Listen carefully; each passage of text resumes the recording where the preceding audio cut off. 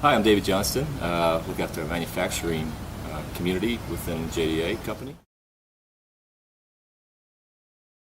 Yeah, that's a good question.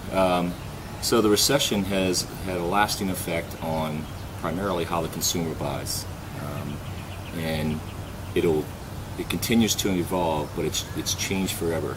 The consumer, because of the economic crisis, has really changed the way they make decisions around value-based buying versus buying purely on brand.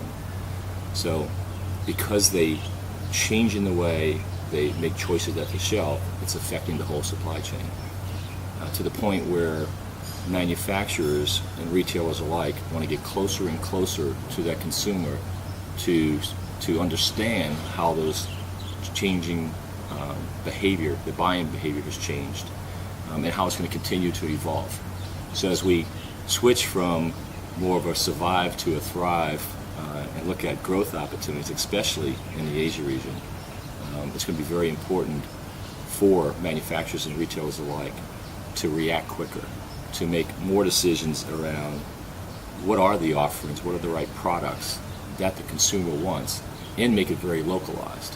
Because how someone buys in a market like India is going to be very different than how a consumer would buy in a place like Indonesia or in Singapore.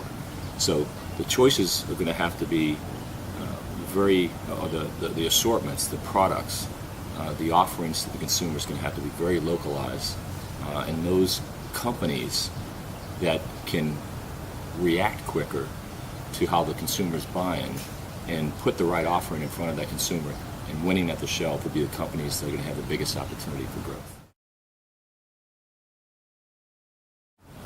As the economy grows in the region, it's going to be less of an export economy, and it will be more manufacturing that takes place to actually produce products for the region itself. I think everybody agrees that there's real opportunity in China specifically as the economy grows, and the real challenge will be staying close enough and understanding the market. So again, you understand how that consumer gets more disposable income and the income levels rise, and the opportunity presents itself to service the huge consumer base in China. How do you go about making sure that you have the infrastructure, making sure that you have the discipline in the supply chain to be very responsive to how that consumer is going to change the way they buy, and the decisions they're going to make as that economy grows.